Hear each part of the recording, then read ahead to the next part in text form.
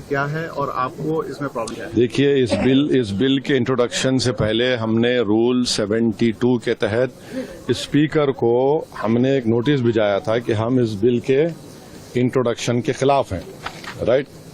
और हमारा मानना यह है कि ये जो बिल है आर्टिकल 14, 15 और 25 का उसके प्रिंसिपल्स का वायलेशन करता है।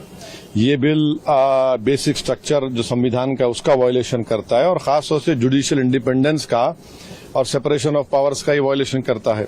अब इसमें सबसे अहम बात यह है कि जो वक्फ बाय यूजर का सेक्शन 3RI है उसको ये कह रहे हैं कि वक्फ बाय यूजर को हम निकाल देंगे। कैसे निकालेंगे, क्यों निकालेंगे? आप इसलिए निकालेंगे ताकि आप जितने मस्जिदों पर RSS का दावा है वो छीनना चाह रहे हैं आप, जितने दरगाहों पर राइट विंग हिंदुत्व ऑर्गेनाइजेशन का दावा है, जैसा अपने मुंबई में हाजी मलंग की दरगाह है, छीनना चाह रहे। वक्फ बाय यूजर का आप निकाल कर बोल रहे हैं कि डॉक्यूमेंटेशन लेकर, भाई 400 साल का डॉक्यूमेंटेशन रेवेन्यू साथ नहीं निकलेगा तो क्या करेंगे आप?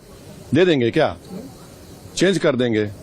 ये एक सबसे बड़ा डेंजरस जो उसमें सेक्शन है। दूसरा, उसमें वक्फ अल औलाद का क्लॉज 4 का है। देखिए, भारत में जो कानून है ना वो किसी को रोकता नहीं है कि वो अपनी प्रॉपर्टी को विल के जरिए डिस्पोज करे या किसी को गिफ्ट दे। तो वही कोई मुसलमान अगर अपनी औलाद के लिए ऑफ कर रहा है तो इनके पेट में दर्द क्यों हो रहा है? हिंदू एंडोमेंट बोर्ड में इजाजत है इसकी, सब जगह दूसरे गुरुद्वारा प्रबंधन कमेटी में इजाजत है, तो मुसलमानों के वक्फ बोर्ड में क्यों नहीं होगा? पांचवी बात यह है कि इसमें आप ये कह रहे हैं कि मुसलमान जो 5 साल उसके हो गए इस्लाम कबूल करके तभी वक्फ करेगा। ये फ्रीडम ऑफ रिलीजन का ग्रेव वायलेशन है। अच्छा, दूसरे रिलीजन को मानने वालों के लिए ऐसा कानून है? नहीं है। और आप कौन होते हैं तय करने वाले मुसलमान हुआ नहीं हुआ? 5 साल उसको रुकना चाहिए तभी जाकर, माने आप वेट करेंगे हैं? और ये और एक उसमें जो बात जो ऑब्जेक्शनेबल है वो ये है कि अगर कोई सेक्शन 61 में आपने डीएम को बहुत पावर्स दे दिए, अब डीएम को फैसला करता है वक्फ बोर्ड के खिलाफ, मुझे ट्राइब्यूनल जाना है। अब ट्राइब्यूनल पहले क्या था, एक जज था, डिस्ट्रिक्ट जज सीनियर CJ अपॉइंट, और 2 लोग थे। अब कह रहे हैं कि ट्राइब्यूनल में 2 लोग होंगे, रिटायर्ड डिस्ट्रिक्ट जज और एक ऑफिसर होगा, क्या होगा वो, ज्वाइंट सेक्रेटरी रैंक का। कोई ज्वाइंट सेक्रेटरी रैंक का ऑफिसर बैठकर रिटायर्ड कलेक्टर के खिलाफ ऑर्डर देगा? तो ये खुद अच्छा, और एक बात, कलेक्टर कैसे जज बनेगा? फैसला भी वही करेगा, जज भी वही करेगा। ये प्रिंसिपल नेचुरल जस्टिस के खिलाफ है।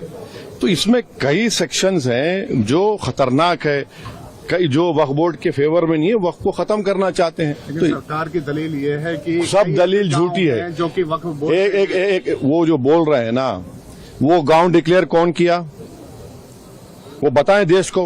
वो गांव डिक्लेयर अगर हुआ है तो वक्फ बोर्ड पे नहीं बोलने पे नहीं हुआ है, इसलिए हुआ है कि सर्वे कमिश्नर की रिपोर्ट आई, उसके बाद गजीट इशू हुआ, और गजीट के लिए 1 साल का टाइम मुसलमानों के लिए, नॉन मुस्लिम के लिए कभी भी टाइम है। आप उसको ऑब्जेक्ट करिए ना। हैदराबाद में भी ऐसे के प्रॉपर्टीज थे जिनको गजीट के बाद भी कोर्ट ने ओवररूल किया। आप मिसालें दे रहे हैं। ये सुनेरी बाग की मस्जिद का अगर डॉक्यूमेंटेशन लाओ कहां से लाएंगे बताइए? मेरे पास तो मंत्र शंतर नहीं है कि 200 साल पुराने के मरने वालों की रूहों को बुलाकर मंत्री जी के पास ले जाऊं कि देखो ये रूह है और ये कह रही है कि वक्फ है। ये क्या बात कर रहे हैं? तो ये लेजिस्लेशन नहीं है वक्फ को बुलडोज करके खत्म करने का, मुसलमान ज्यादा तो खुद लूटने का है। JPC को गया है, आप लोग विरोध कर रहे थे, आपको लगता है कि JPC से ये अभी इतना जल्दी बोलना गलत होगा। JPC का भी स्पीकर साहब उसको बनाएंगे, क्या होगा देखते हैं।